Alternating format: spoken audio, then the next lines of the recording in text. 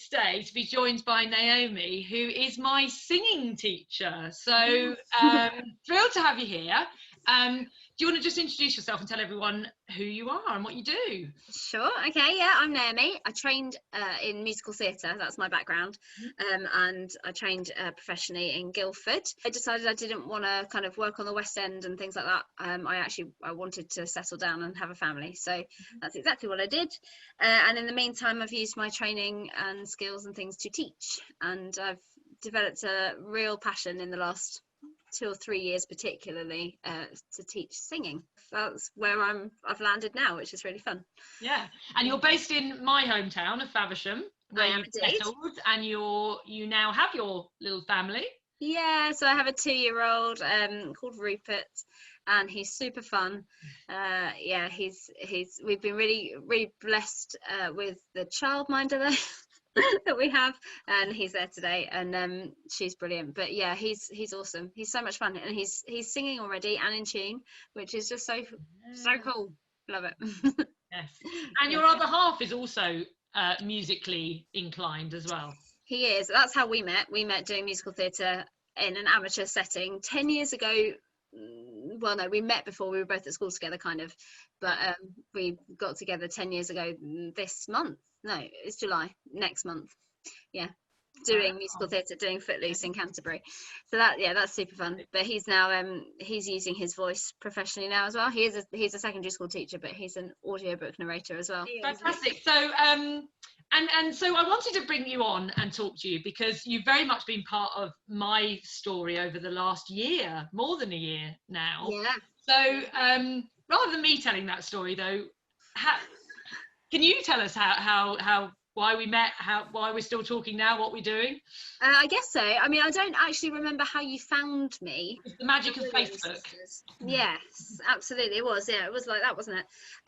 And I feel like, and I remember you saying to me that it was kind of, it's a bit of a therapeutic thing for you, just something fun, something for you to step out of your comfort zone with as well, which I was really inspired by, actually. It was really, really cool and quite refreshing to have a student like that, finding some songs that you enjoyed, songs that you didn't enjoy, and all that kind of stuff.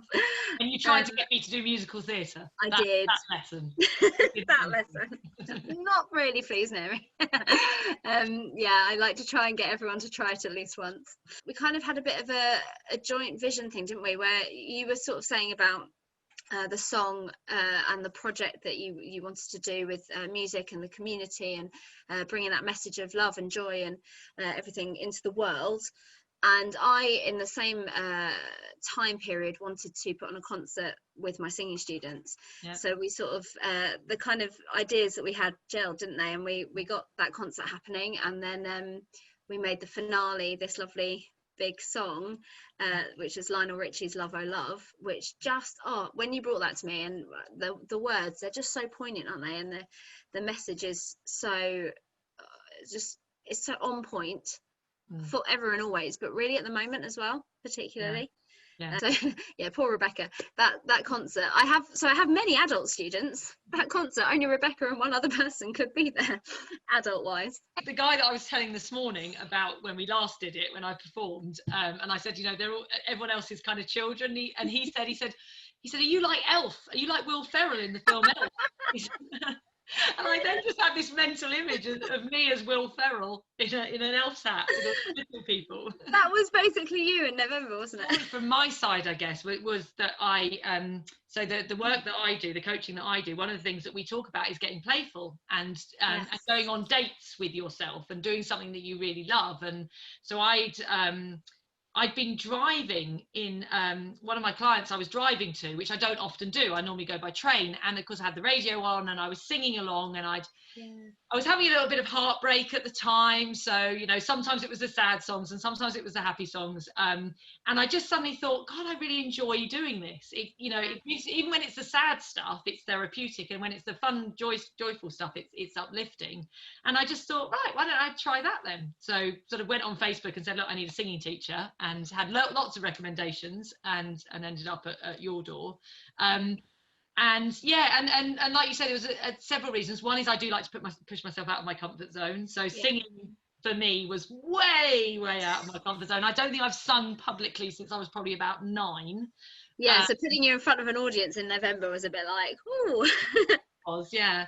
And then but also because because of the work that I do, one of the things that I had on my list for this year, which hasn't quite panned out due to some small pandemic going on around the world, was to do some more public speaking. And Yes. I also thought that singing would help with that in terms of performance, in terms of projecting my voice, and confidence of being on a stage. But I wanted to do it in a fun way. I wanted to do it. I didn't want to go and learn to be a Toastmaster or anything like that. I wanted to do it in a way that was fun, hence singing. Yeah.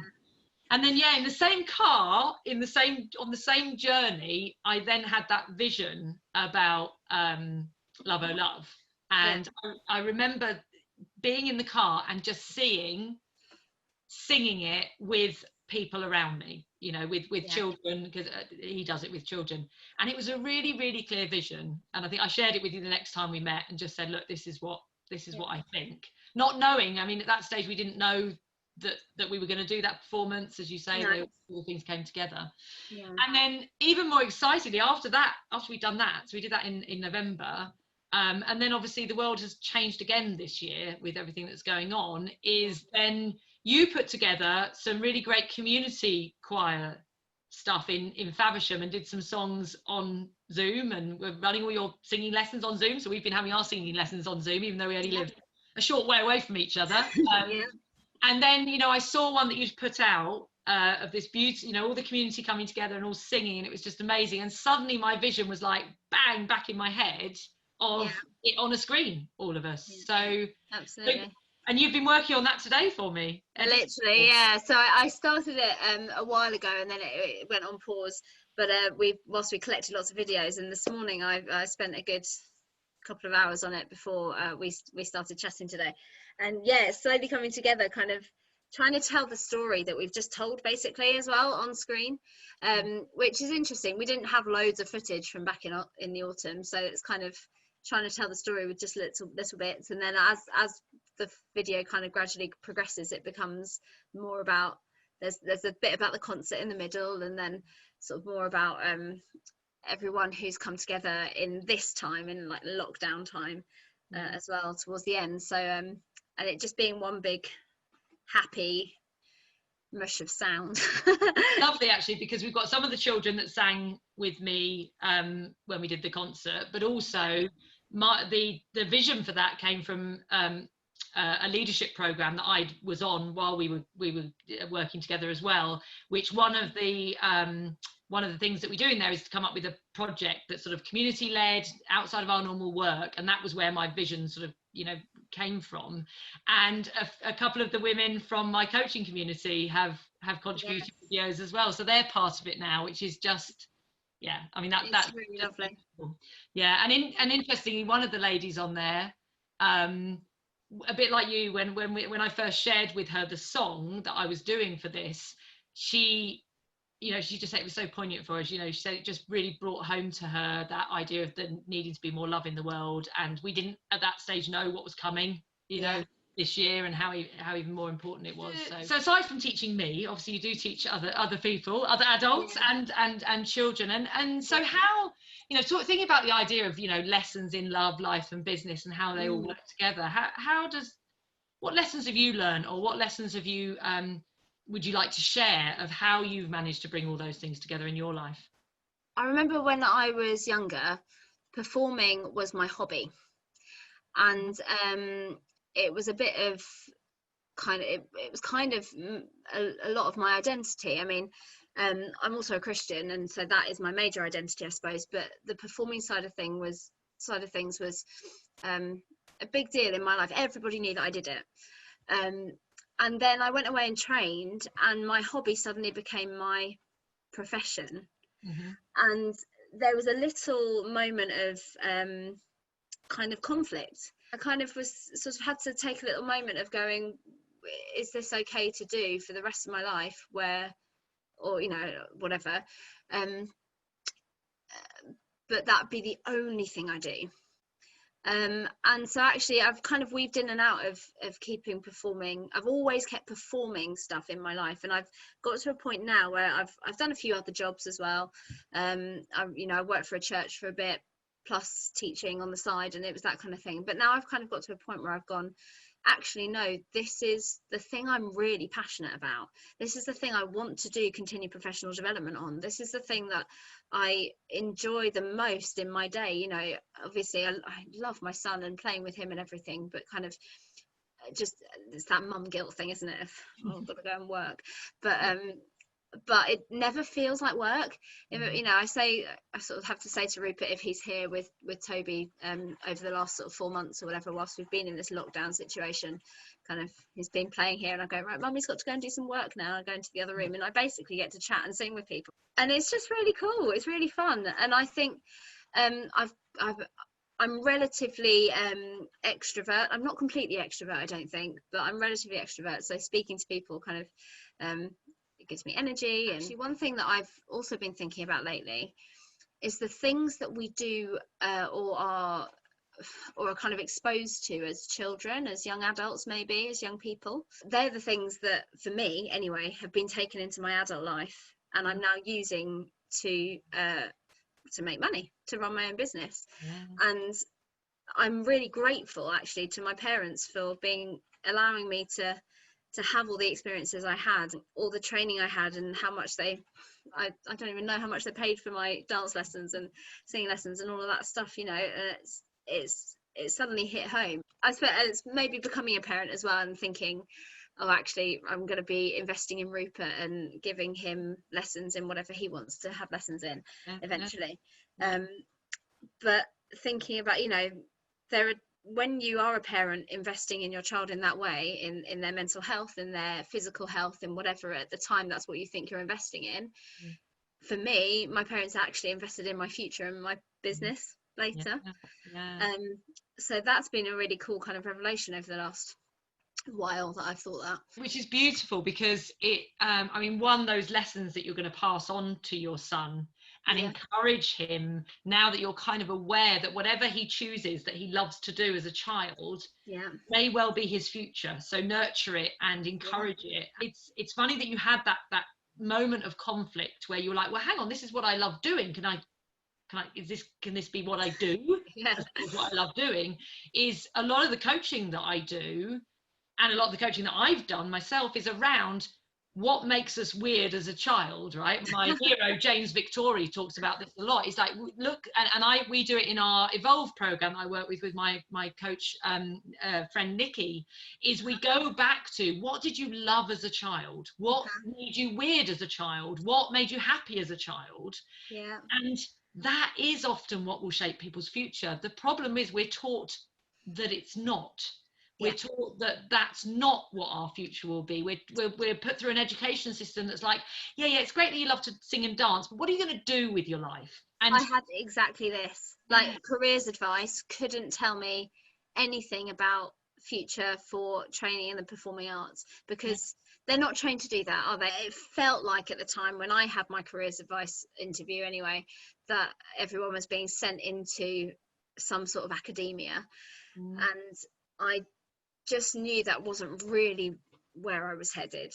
And it was frustrating that I got into that room and all the teacher wanted to talk to me about was which university I wanted to go to, and I was thinking, I don't actually want to go to university. I now have a degree in musical theatre, and it happens to be from the University of Surrey, but it was Guildford School of Acting that I wanted to go to, and they are now affiliated, so that's why I have the degree from the University of Surrey. But which again is something else we talk about a lot, is that actually the dots always line up, the stars always line up. Actually you did end up going to university and you did end up getting a degree, but the path there was driven by your desire to go and learn to act and perform and to sing and to dance, not to get a degree. It's not the outcome, it was the process. Absolutely. I wanted the 3 years of enjoyment. I wanted to enjoy my time at uni, and not just the social side. I wanted to enjoy the thing I was actually doing, which I think people don't always head towards, No, and I think it's great to have you on talking about that, because, as I say, it's what I talk about with a lot of people who are stuck in jobs and careers that they don't love, that they don't want to do. And then when you start talking to them and you start saying to them, okay, so what did you love as a child? It's part of the play date thing, the going on a date with yourself. We often talk to people and say, think about what you loved doing as a child. That's a good place to start with what you want to do. And I, part of mine was, I used to love singing and dancing and performing. I always used to be up there going, I'll do it. So I got back to that. And then suddenly, you're doing something you love and enjoy. Now, for me, that's not going to be what I do as my job, but the process of learning to sing and doing something that I just enjoy with no outcome has actually led to some wonderful outcomes. So you're a shining beacon for staying true to what you love without the outcome. But actually, look where you are now. You run a singing school. You work with, I know you work with a lot of other schools as well, doing lots of other dance and performance and things as well. And like you say, it's like, I'm going to work, but it's really good fun. That's exactly. Yeah, that's exactly it. It's always really good fun. And I think, I've always enjoyed sort of teaching and guiding people through stuff as well. So that adds to it, which is nice, and isn't something, I'm a qualified dance teacher, so I have done that part of the training, but otherwise it's not something you're hugely taught about, I suppose. Obviously, being a coach myself, one of the things I've loved about working with you is you are a very natural coach. The way that you approach, part of my fear of learning to sing was the technical side of it, I don't play a musical instrument, I don't read music, I don't and from right when we started, you put me really at ease around, well, let's just sing, and then you slowly started bringing some technical stuff in and started going through, but also you always connect with the feeling. You knew when we started, you knew that there were songs that I said to you, there was always songs I needed to sing. I need to sing the song, and quite often we didn't get through all the songs, did we? Because there'd be tears. We have a huge list as well, and yes, there was some stuff was just really emotional. We were both crying at points. And there was I was dealing with a lot of grief at the time around my dad, and there were a few songs that we tried that neither of us could get through.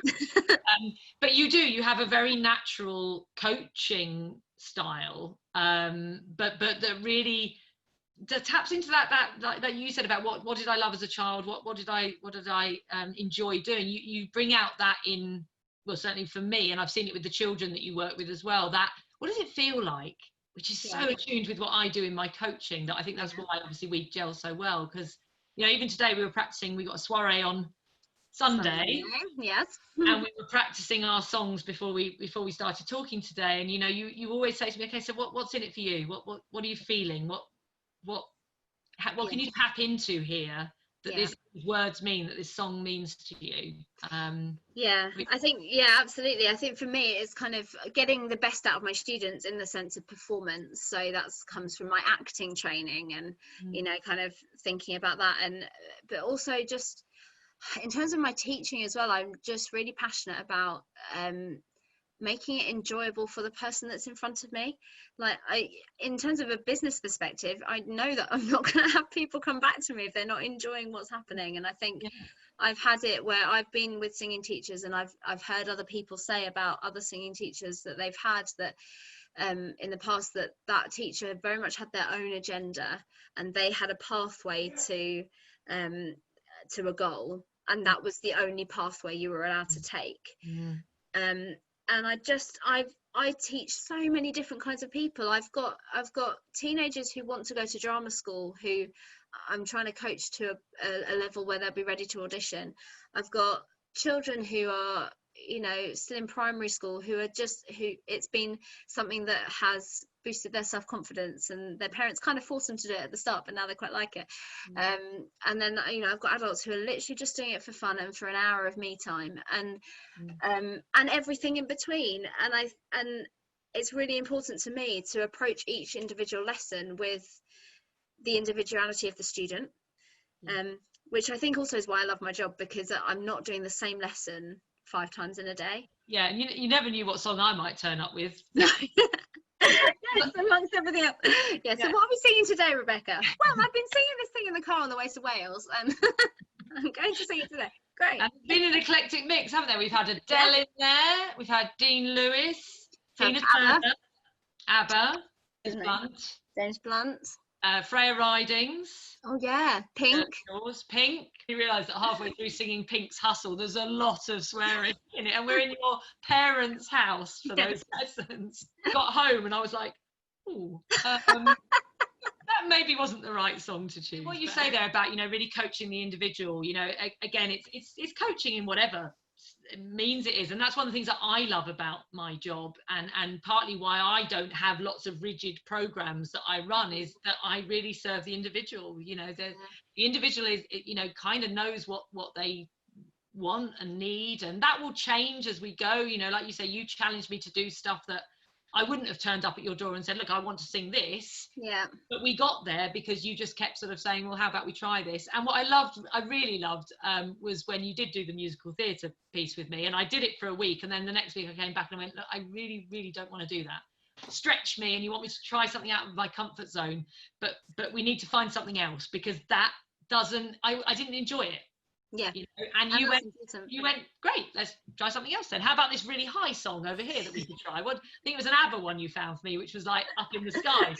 Yeah. So it's been fantastic, and it's something that I look forward to my lessons. It still is my play date, great. That's really cool. and I love doing it. I loved, Sunday scares the living hell out of me, of performing my 2 songs in front of you and other people, but I do it because that's how I stretch my comfort zone. That's it, and I really admire that in you and in everyone that's doing it on Sunday. I'm just, it's really cool, because I'm not in that place anymore of going, I'm doing something in front of people that I haven't been doing that long. I don't know.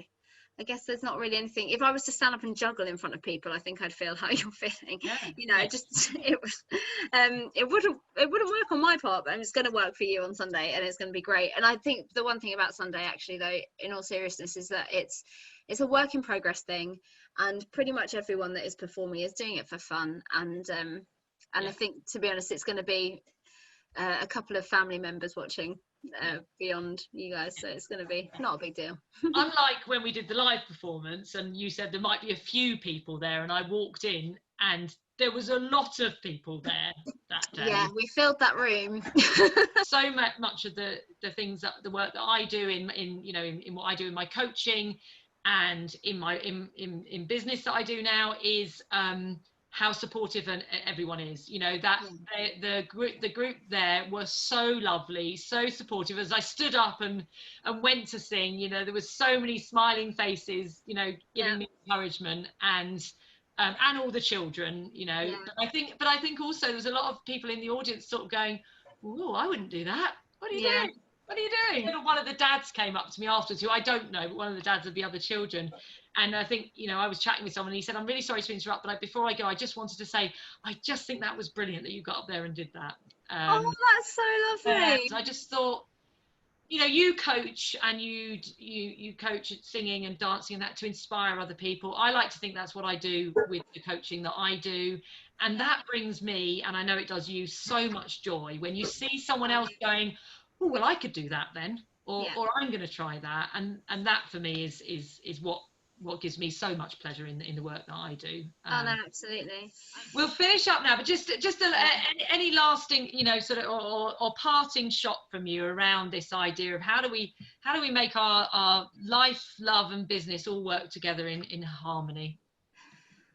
I think it's kind of going back to touching on what we've already spoken about, is that finding the thing that you can't not do. You can't live without. I think the thing is the passion for it. If you're not that worried about going and learning a bit more about your craft, or learning a bit more about the people that you're working with, or whatever, you're not in the right job. That's so true. That passion, that joy in what you're doing, and what you just said there, that thing you can't not do. Yeah. And I think this is why, you know, you have so many people who have this, they're constantly battling and working really hard and trying to get somewhere, but there's that missing thing. Yeah. And it's that thing that you can't not do, but we just Yeah. left behind so long ago, whatever it might be, singing, coaching, dancing, horse riding, whatever. You can find that thing that fills you up and makes you passionate and driven. Yeah. Go and do that. If you can, so. in whatever way you can, go and do that. Yeah. It's the old cliche of being true to yourself. And but also allowing yourself to do that, because I think that can be scary. I had a lovely secure job, you know, teaching, not teaching, working for the church, and I'm equally passionate about that work, but I had Rupert and it wasn't kind of working, but it was secure and stable. And I had to come out of my comfort zone in that space and go, and I've been self-employed throughout the entire time as well, kind of as a second job, but coming out of it and go, right, I'm going to go headfirst into just being self-employed, providing for my family in that way, and hoping and praying that it works. Trusting yourself, that you can do it. The big thing is that trust in yourself and trusting that it will be okay. You know, it will, you know, as long as it is what you need to do and it is your passion and you still work hard at it. You know, I think that's the other thing that you know, it's not hard in the way that I don't love it, but it doesn't mean you're not working. You know, I know that you work incredibly hard, you know, to do what you do, but that doesn't mean that when we turn up and do it, we don't love what we do. But that's, you know, exactly it. Still determination and hard work and effort. The behind the scenes stuff, determination and hard work is the two big things. And you know what, that I love it that there's a YouTube character who we've allowed Rupert to watch a lot of over lockdown, called Blippy. He talks a lot about science, or like just takes children around factories or things like that. But at the end of one of his videos, he really hones in on, you can be anything you want to be as long as you have the determination and the hard work. And that kind of went, that clicked. I was like, and I'm nearly 30, like, but that clicks. Things like that you need to hear again and again. And it's, you know, what I talk about with my, you know, with people that I work with is, you know, once you recognize that, once you know that, it's then just the taking the aligned action to make it happen. You know, that trust in the universe or God or whatever you believe in, that is true. But if you just sit back and do nothing, it's not going to come to you. It's not going to come to you. You have to put it out there. You have to take the first steps. You have to say, I want to do it. You have to give yourself permission to do it. You have to be brave and say, I'm going to leave this behind because this is where I want to go. And then it does happen. And that's when the trust comes in. But you have to take the steps towards it. You have to take the steps towards it. There's a lovely line. I have. There's a lovely line in Frozen 2. Where she talks about doing the next right thing. Yes. Because for her, things are going wrong and she's not quite sure what's happening. But when I heard that, I was like, I love that. Do the next right thing, and things are gonna fall into place. Yeah. And then of course you just keep doing that, because once you've done that next right thing, you do the next right thing, you know, and that's just how you keep going forward. And you do it so beautifully, my darling. And I love working with you. I'm really looking forward to Sunday. I know, me too. I'm really looking forward to it. Partly because I get to sit back and go, oh, aren't they all doing well? Yeah. But also partly because I don't have to do it. And that must be lovely for you, though. That's another lovely feeling, isn't it? When you see people that you've been working with actually then show up and do what they love and enjoy it, and the smile on their face when they finish and how that feels. Yeah, absolutely. So, thank you for giving me the opportunity. Thank you for talking to us today. Pleasure. Thank you for having me. I shall see you on Sunday. Yeah.